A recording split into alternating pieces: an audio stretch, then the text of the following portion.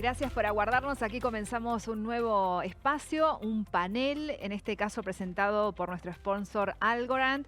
El nombre del panel es Use Cases of Blockchain in Healthcare, un panel que se desarrollará en inglés. Paso a presentarles a los integrantes del mismo. Desde Alemania, Daniel Fritz es Industry Project Leader de Pharma Ledger, un proyecto público-privado orientado a llevar los beneficios del blockchain a los pacientes.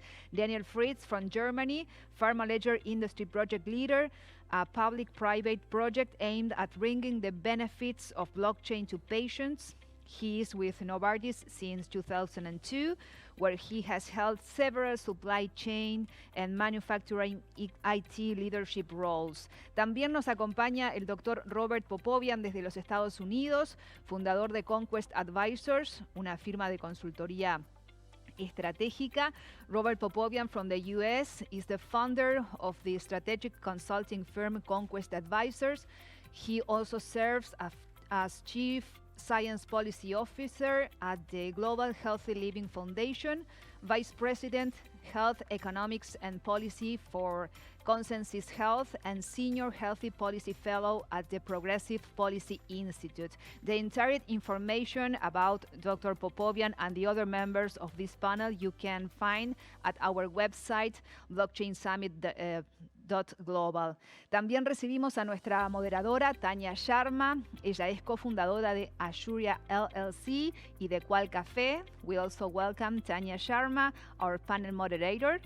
Tanya is Data Integrity Program Manager in the biotech industry. She is the co-founder of Ashuria LLC and the Qual Café. She also leads several industry initiatives internationally, such as Women in Pharma for ISPE. So be very welcome. We are very excited about this panel. We want to listen to you. So Tanya, it's your turn.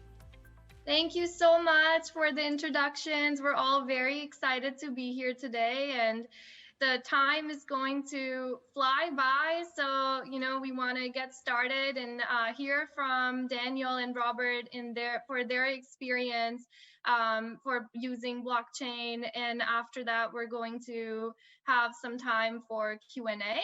So I would like to welcome Daniel to start our discussion on use cases in blockchain and healthcare. Thanks, Tanya, and thanks for the opportunity to participate today.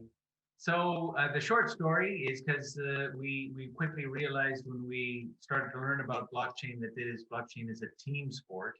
It doesn't make much sense to pursue any implementations of this internally in your own company to create value, maybe to learn about the technology and everything, but that the real value and the real benefits of blockchain come through collaboration with like-minded partners.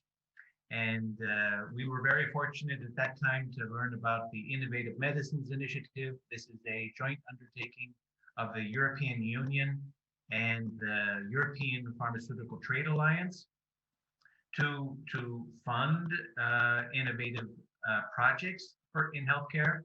And that was, we said, let's go for it. Let's see if we can do this.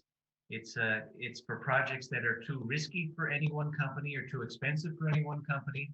And then in the end, we were able to propose and to kick off a project last year called Pharma Ledger, which has the 29 members, 12 industry partners, 17 public partners, including hospitals and universities, to address or to accelerate adoption of blockchain in healthcare. And we're about halfway through now. Also looking at delivering a governance for sustainability of beyond the life of the project and improving the value of blockchain with use cases in supply chain, in clinical trials, and in health data. And my background is supply chain, so I can talk more about the supply chain use cases in more detail, but I think Robert should probably introduce himself there now in his background. Thank you. Thank you, Daniel. Thank you, Tanya, for having me. And the reason I'm here is really because of my work with Consensus Health, which is a blockchain technology organization. And I'm not an expert in technical expert like Daniel is. I'm more of the person who has a background in as a clinician, as a policy expert, and how does data integrity, data security really fit into this model that we have in healthcare. And healthcare is a very sensitive information is being passed regarding the patient, the utilization, also the insurer, and so on and so forth, and also the government. And we need to ensure that there's security when we pass this data. So it's that we're not doing anything that is not secure and it's not available. And one of the biggest impediments to doing a lot of things in healthcare is ability to share data, and not only share data, but share accurate data. So this is where I think blockchain really helps out and comes in as a technology to be able to deliver a secure platform that is able, the data integration data capabilities are extremely secure, and as well there's integrity involved in it. Now, what Daniel talked about is absolutely true. There's a here and now with blockchain for pharma companies, which he's an expert in, and he'll talk about it with track and trace and everything else. And my expertise comes in the next phases, I think, what blockchain can be utilized in, which is more clinical trials matching, decentralized clinical trial monitoring, and then eventually longer term with regards to payment reform in healthcare system. And specifically with whether it's outcomes-based contracting, value-based contracting, those are the terms that are being bandied about. But even general contracting and integrity of the data that's being passed around between pharma companies and insurers and the government to ensure that the data is correct. And I think that's the future of blockchain. I think there's an immediate utilization, a very real utilization in the very short period of time in the future, and then more long-term, how pharma companies are going to be able to utilize this and healthcare companies are going to be able to utilize this technology. And I'll just give you one anecdote. I was on a call. I'm a board member of a company that's developing an app for clinical trials matching. And I talked to the CEO, and he's, I said, have you thought about blockchain as being the sort of the underbelly of what you're doing with regards to capturing data from EMRs to be able to do then clinicaltrials.gov to match patients for clinical trials? He goes, look, I looked at it, but we need more use cases. And this is where Daniel comes in. And I think what Pharma Ledger is trying to do is to create use cases to be able to demonstrate the value of this technology. And really, people are waiting for secure data. It's just that they want to see some examples of the real world. So. Thank you so much. And Sorry. oh no, I also think that with blockchain, it would be good to get both of your feedback as where we are now and what do you think blockchain in healthcare looks like 5 years from now. And I think Daniel had mentioned this on our conversation earlier of how sometimes change is external. So it would be great to hear, Dan, from you on what do you think it would look like, and share more about Pharma Ledger as well with us. Sure. So like Robert said, I think we when we heard about blockchain, the first thing we heard about was supply chain and track and trace, and the provenance of material. So that's clearly the space where we already do see some solutions, and where we will probably see the first really full-scaled solutions of blockchain. And I hope it doesn't take 5 years. According, from a Pharma Ledger perspective, we have 4 supply chain use cases. We have commercial traceability, commercial product traceability. We have clinical product traceability. We have e-leaflet, or it's called electronic product information, which is just the digital insert that goes into packs, and anti-counterfeiting, which I'm leading. And the great thing, I think, or the one aha that we've had over the recent months and last couple of years is that the patterns that we're talking about here are reusable. So if we can design a good solution for commercial products, we can also implement that with a few tweaks for clinical products. If we have a capability to scan the data matrix on a product to determine what the leaflet is, we can also check at the same time some of the attributes on the package to determine whether it's authentic. So when we get it moving, I think it's going to scale very quickly, and we will see then value created. From a Pharma Ledger perspective, the project will actually conclude next year, at the end of next year, but it's putting in this governance organization to ensure the sustainability, and ideally before or immediately after the project is done, we will have a number of industry partners choosing to actually adopt these solutions and to scale them. And so that's actually the big goal, and we're really optimistic that we think we can make it happen. Thank you. And Robert would like to hear from you as well. Yeah, and I'll talk about the immediate future. I think what Daniel talked about is what's happening right now. In the immediate future, as I said, the clinical trial matching, the clinical trial, the monitoring of decentralized clinical trials are the key effects. And there's a term we use, PEP, right, which is privacy enhanced technology. I like use the term PEST, actually, which is privacy enhanced and security technology. It's not just privacy, it's also security of the data.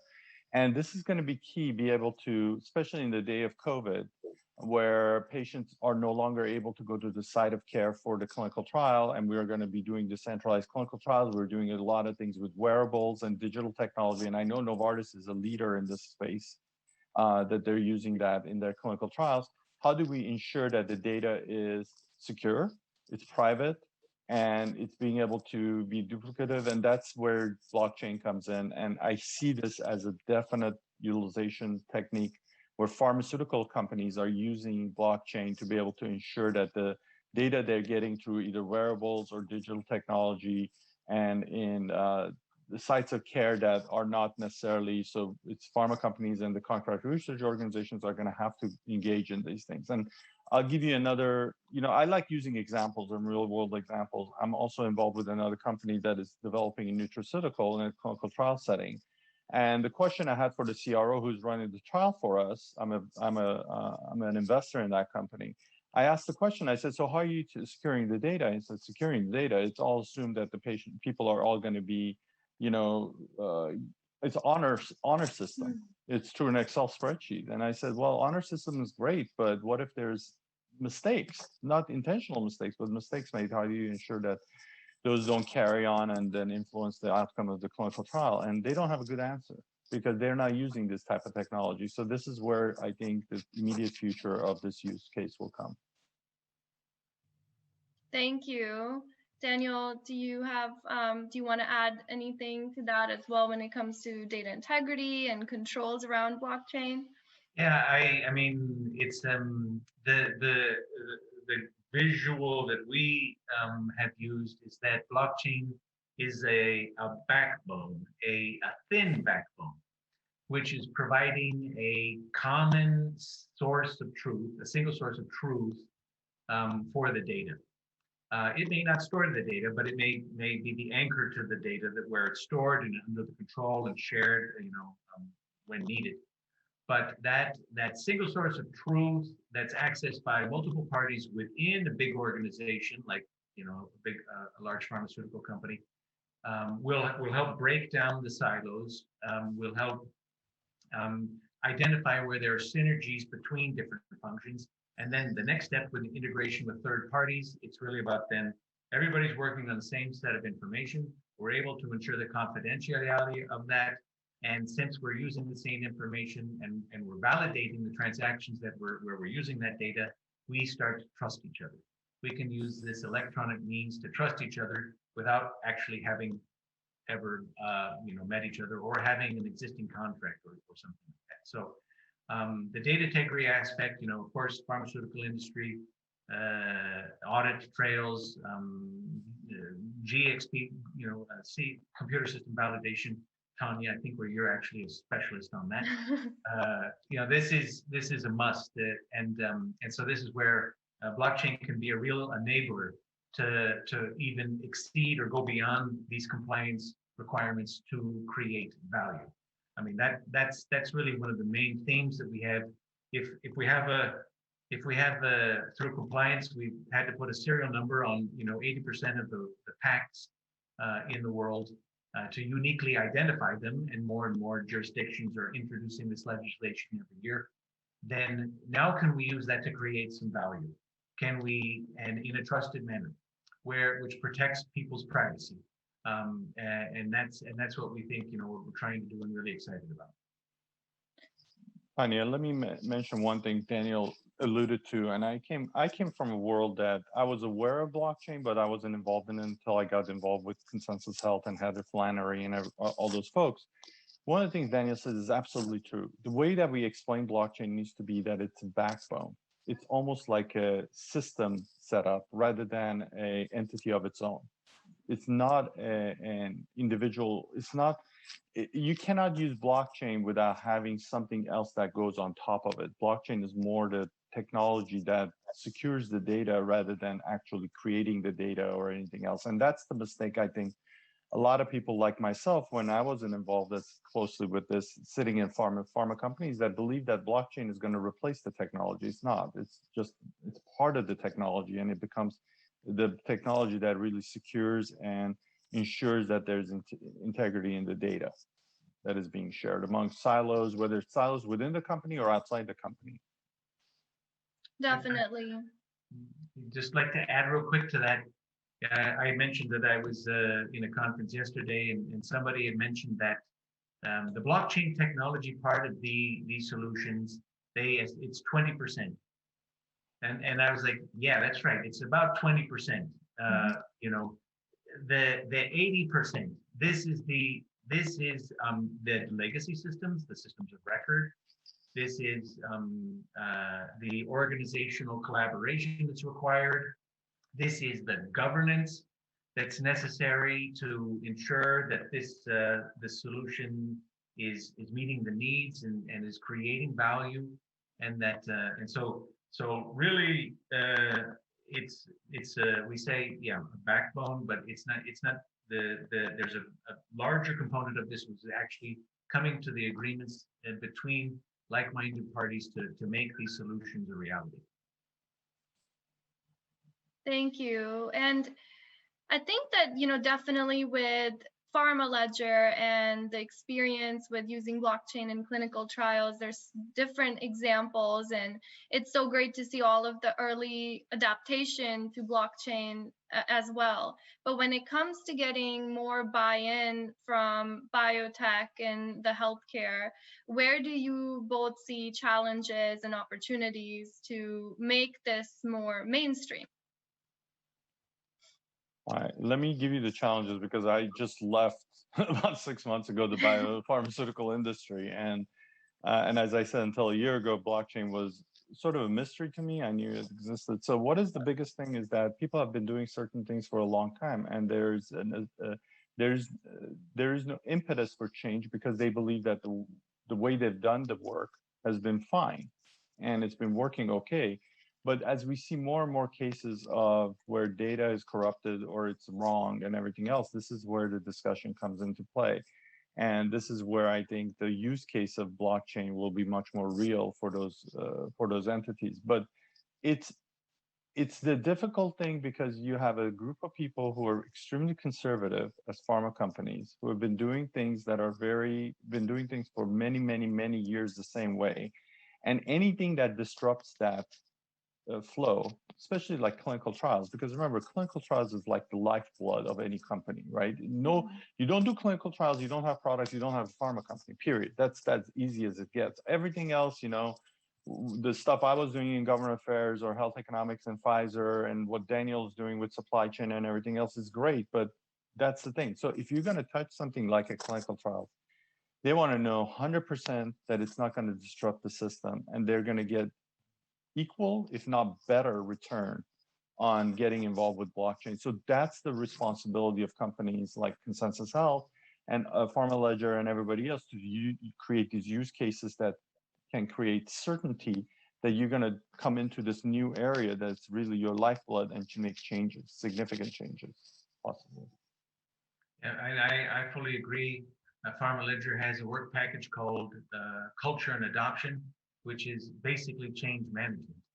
Because even today, I mean, I'm sure that this crowd probably doesn't, is pretty familiar with the concepts of blockchain, but a lot of times people that all they know is they've heard of Bitcoin, right? And that's and they are like, well, that's speculation. It's up and down and everything like that. What does that have to do with healthcare? So there's a degree of awareness and there's a degree of mindset shift also, that I'm not doing this on my own. I can only do it, or it creates more value when I join forces and doing it with other like-minded partners.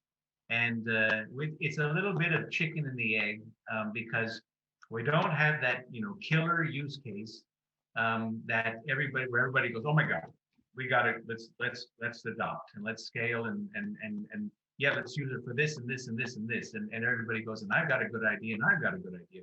We haven't had that one happen yet. It will happen.